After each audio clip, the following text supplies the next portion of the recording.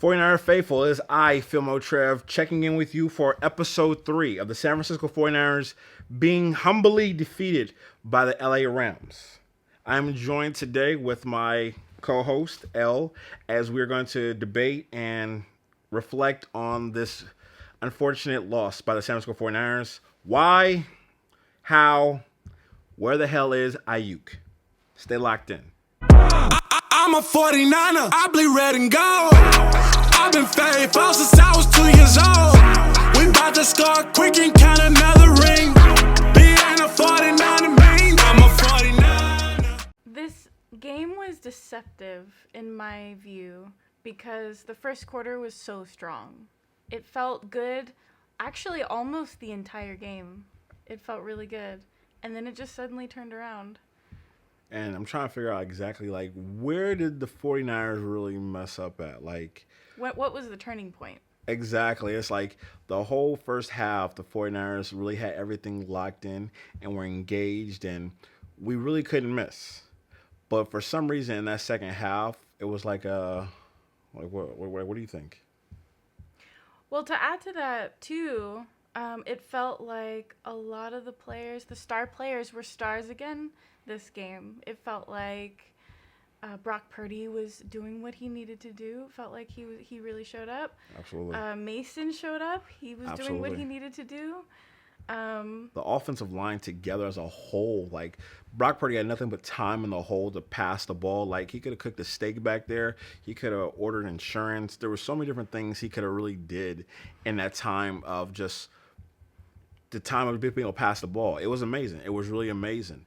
But for some reason, I still got to say, Ayuk's nowhere to be found. Yeah. And I'm very curious why you think that is. I have to say, I don't know why that is. For one thing, it felt like Brock Purdy wasn't really throwing to Ayuk all that much. Why is that? I think in the beginning, it was more so of he was targeting him rapidly in the first quarter. We really go back, he was definitely targeting him rapidly. He was trying to force feed him the ball. For some reason, he did not want to actually complete the catches. And yeah, you're going to have, opposing teams coming after you. But at the same time, if you're getting paid that type of money, you have to come down with the ball. There's no excuses. $30 million, and he's dropped now 3 to 4 footballs in this one game. That's ridiculous. And there's no excuses for that. There's no excuses. How are you not with the jug machine every single day? This is your full-time job. And you're not on a jug machine every single day, practicing, catching the ball, working with your quarterback, trying to build that relationship. And for some reason, he's just not doing it. And it's frustrating. As a 49er fan, it's very frustrating to recognize your star wide receiver who wants to get paid number one wide receiver type of money, and he's not showing up. And this is now 3 weeks in a row. First week, give him a pass. Second week, all right, dog, what's going on? Third week, and there's no excuses because there's no Debo. There's no Christian McCaffrey. There was no Kettle as well at tight end. So what's your excuse? What's your excuse except you're not showing up and you're just not there? Well, so is it all him? This is something I've been asking myself. Okay. If you're the Rams, you know that Ayuk is in a position where he has to reclaim his honor, so to speak. He has to fight for his spot on the team, right? Yeah. Could the Rams be exploiting that fact? Maybe they're targeting Ayuk. Maybe they want to... Maybe, in other words, is it psychological warfare in some sense to prevent Ayuk from having those opportunities or having good opportunities to catch the ball well? I wouldn't say so. I think that the Rams really played a really base defense. They really gave an opportunity for Ayuk to catch the ball. He wasn't really double covered. He just wasn't coming down with the ball. And I want to say the second quarter, he wasn't using his hands to catch the ball. He was catching it with his chest. And that shows a lot about a wide receiver when they're not trusting their hands to catch the ball and they're having to use their chest to catch the ball. So it's a lack of confidence. Yes. Okay. I'm going to say Ayuk is lacking confidence. But again, I'm going to say, getting paid that type of money, no excuses. No excuses. You have no excuses. You have to show up. You have to perform. And he's just not performing. And he's underwhelmingly our number 4. Like, he's playing like Ronnie Bell. But we can talk about Ronnie Bell later because that's another cluster of why are you even, like, it doesn't make no sense how he even made the roster of how bad Bell is playing. He's just, yeah. You know what, though? With Ayuk maybe not stealing the show, we got Jennings. Absolutely. We got Jennings. Absolutely. That was fun. That was fun to see. This was definitely Jennings' coming out party for the NFL. Like, some people know about Jennings, but this was really like, I'm a true number 2 wide receiver. Hear me roar. I'm going to show y'all why I'm the number 2 wide receiver and why you need to force feed me the ball because I'm going to catch it. Do you think, is he number 2 or do you think he's going for number 1? Is that possible? I think Jennings knows he's a complimentary wide receiver to a star. He's a good compliment. You know what I mean? I don't think Jennings would say himself that he is the main course, but he's a damn good side. He's a damn good, a champagne with your filet mignon. He's definitely that type of a star, and he's showing it because he's catching the ball with his hands. He's showing versatility. He's being able to stack DBs consistently. He's showing that he wants to be that number 2 wide receiver, and you paid me only $15 million for 3 years, but you gave Ayuk $30 million. That's a huge, and the team recognizes that. The team is watching all of this.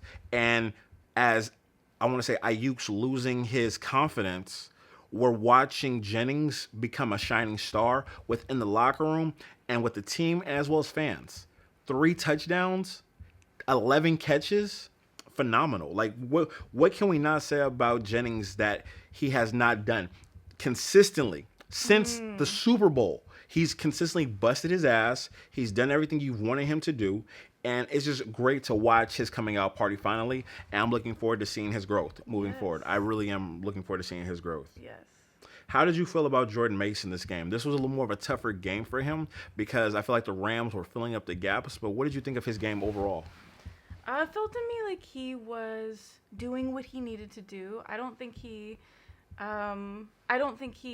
underperformed in any kind of a way, but maybe other players stole the show a little bit more. Yeah. Maybe they just weren't relying on Mason as much as they were relying on him in earlier games. What do you think? Absolutely. I think that this was a balanced game of a lot of backup people being able to show why they shouldn't be backups.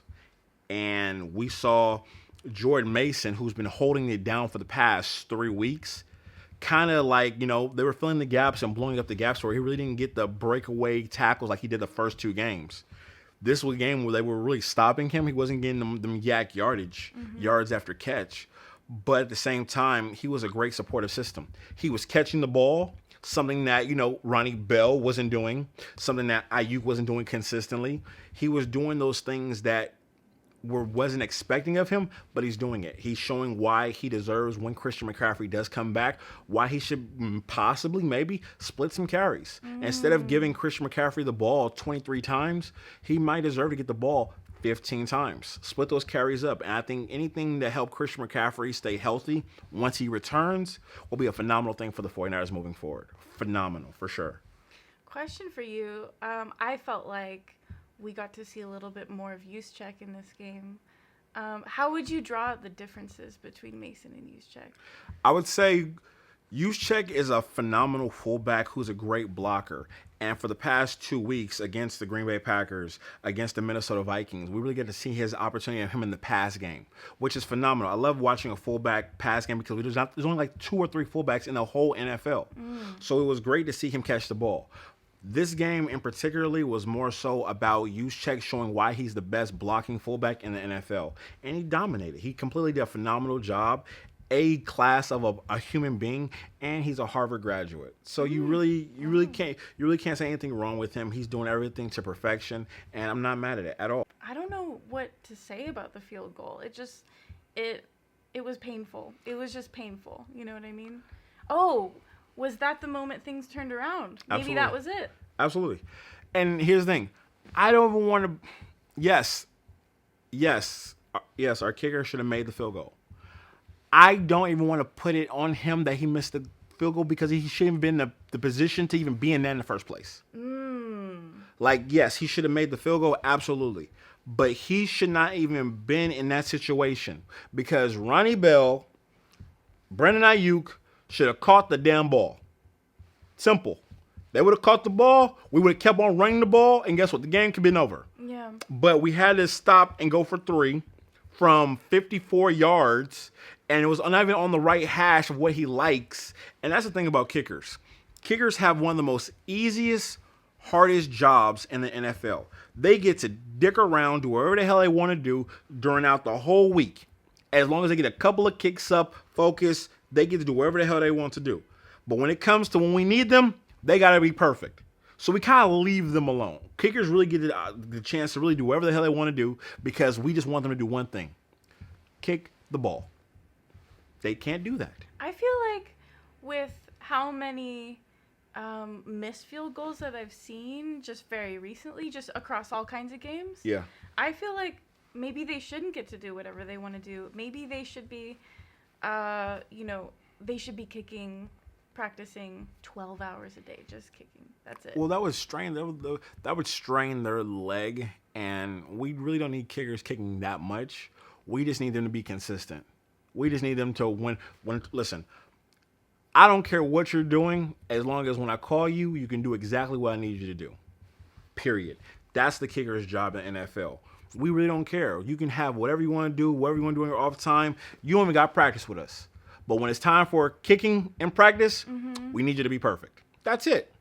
Kick the ball. How do you approach perfection? How do you achieve consistency, even something like kicking? As a kicker, I have no idea because when I was in college and every single level of football that I played after high school, kickers will never be around until the last 10 minutes of practice and they got a chance to kick their 3. As long as they made their 3 field goals, we left them alone. They would show up, kick their 3 field goals. Some of them played soccer on the soccer team. Some of them didn't. As long as they were there at the end of practice to kick their 3 field goals, they make it from different hash marks, we left them alone. Because kicking is such a psychological thing, and you don't want them to get in their heads about kicking. So that's why you kind of leave them alone. Quarterbacks, left tackles, defensive ends, and kickers. When they're messing up, you leave them alone. You don't talk to them. You don't try to pick at them. You leave them alone because once they get in their heads, it's a wrap. And you don't want a kicker to have the yips because you only got one kicker. And that's what you don't need is for a kicker to have the yips. You only get one kicker. You get one kicker. Oh, wow. You don't want the kicker to have the yips. Because now you got a yip kicker, and you can't really say nothing to them because they're already in their head, and then now you're trying to converse and then trying to build them up and say, "Hey, good job." You can, next, and they're just already in their head. It's a horrible situation. It's a horrible. And then you got to put them back out there to kick, and now the kick's going wide left, wide right. It's a horrible situation. Horrible situation. Yeah. Yeah, I don't envy kickers. They've got the hardest, easiest job, right? Absolutely hardest, easiest job, and. To really wrap this up, the 49ers are just not healthy. That's the reason why we're losing these games. We're not healthy. We didn't have no starters on the offensive side of the ball. Where the hell is Nick Bosa? But that's a different conversation because Nick Bosa is not getting the sacks that he should be getting. He's not getting to the quarterback, and he looks like Tarzan. He looks like a Hercules 300, but he's not really ripping through and getting the sacks and he's not causing domination at a $100 million type of player. He's playing, in my opinion, okay. And okay is good for, okay players. But when you come from the bloodline, his type of pedigree, I expect so much more. And he's just not doing it. But he's also working with a Hall of Famer quarterback on the other team with the Rams. So what is the role of, so he's very experienced. Yeah. Is he maneuvering to avoid the sacks? I think everybody who plays against the 49ers defense avoids Bosa, and Fred Warner. Yeah. They know what to look for. Absolutely. Those are two Hall of Famers, and they know exactly what to do. So, yeah, I can't even say anything on that part. But more so of Matt Stafford is a Hall of Famer. He just knows where to put the ball at, as you saw. Like, as soon as we missed that kick, what did I tell you? We lost this game. I knew as soon as we lost that kick, we lost the game. You can't give a Hall of Fame quarterback that much time to be diabolical and just destroy a defense. Mm-hmm. No matter how good your defense is, you have a Hall of Fame quarterback that knows where to put the ball every single time, and that's exactly what we saw. And as much as I'm a 49er fan, I can say as a football enthusiast, it was great to watch Stafford, who has not won a game this season, win this game. That was great. That was great to see because Matthew Stafford is a phenomenal. I'm not an LA Rams. I hate the Rams, but I love watching competitiveness and watching Matthew Stafford going 0-2, coming in, playing against the 49ers, and I'm going to say being diabolical with the ball and placing the ball in places where only his people can catch it, and he's playing with backups. Brock Purdy's playing with backups, and he just shows you why he's a Hall of Famer and why he will be a first ballot wearing a gold jacket. It's undeniable for him. And, yeah, I can't say enough about Matthew Stafford. He's NFL greatness, for sure. But the 49ers just lost this game because we're just lacking, and we just had backups who did not want to show up. And Ayuk is just, yeah. We didn't have Debo. Didn't have nobody. Missed Debo. The players that we missed, yeah. It's frustrating me how Trent Williams is playing in the beginning of the season. He wasn't at OTAs. Period. He wasn't at camp. He was nowhere to be found. He was golfing, chilling with family, doing all the, good things that people do in the off season. I think that has hurt him in a way that he wasn't expecting. And also, in my eyesight of what I saw, he looks overweight. He doesn't look healthy, silverback, gorilla blocking. He looks like he might be a Morton Steakhouse or a Ruth Chris Steakhouse overweight, which could really affect the way his footwork, his fundamentals, because he is an older left tackle. But I truly do think that he's overweight, and he might need to lose about a good 15 pounds rapidly, quickly, because it just doesn't look good. So one element of that is, would you say, greater risk of injury? Or is it more of an agility thing? I think his agility is not there. He's looking long-winded. He's just not there. Electrolytes, IV, he needs all those things. He had to step out for a moment. What was happening there? I don't think he was injured. I just think he was just tired. I think he was just gassed. And again, that's cardio. He needs to get on the treadmill. He needs to put, a plastic bag over his body. And I just think he needs to be in more condition. But that's what my eyes can see is that he just doesn't look conditioned. But this was a long game. This was damn near a 5-hour game from what we saw. A 5-hour game. So he's just not in condition from what I'm watching. And it's sad because, again, he's a star. He's a first ballot Hall of Famer. There should be no excuses why you're coming into a game not in shape. Even in the offseason, even if you're not there with the team, you still should be coming into camp or coming into the team ready to go, set and prepared. People are looking at you as the captain, the leader, and you set the example for all the rookies and everyone else on that team. You should always come out to prepare and be able ready to go. And he just looked gassed, and he's a Morton Steakhouse a little too heavy from what I see. I mean, someone who's a star, it seems to me that they are someone who's training maybe 12 hours a day or something in the lead up to those star moments, right? How long can you keep that up for in life, Maybe he's just, do you think that he's winding down? I don't want to say he's winding down. I want to say that he's just trying to get his legs up under him. He's really just trying to get his legs up under him right now, and we're watching it in live time. And instead of him having the off season to be with the team, they're training him feeding him. He's putting electrolytes. He's putting all the proteins. He has a trainer there. He had to do it on his own. That's difficult for a lot of humans. You know what I mean? Not just athletes, for a lot of human beings to be able to train on their own and to get in shape. In fact, I would say that's where most of the sacrifice happens, is the things we don't see, right? Absolutely. And I think that in watching this, it's rugged. It's rough. And he's getting pushed around. There's more concept blitzes that's coming his way that are just horrible. And it's just ugly to see. I think Trent Williams can turn it around. I'm going to give Trent Williams, unlike Ayuk, I'm going to give Trent Williams another 3 weeks to turn it around. It comes down to conditioning. And it comes down because he knows the game. He knows the game mentally. He's there. He understands it. But it comes down to him conditioning himself, coming in 2-3 hours earlier, just conditioning. You know what I mean? Have a protein shake instead of having, you know what I mean, the eggs, the avocado, the fruits, and the vegetables. Just have a protein shake for the day. Then after you have your workout and film session, then go in there and go have your steak, you know? So if you were the team who's playing the 49ers next, what would you be studying right now? What weaknesses would you be looking to exploit? I would be blitzing the 49ers so exotically. I would have the most exotic blitzes out of their mind.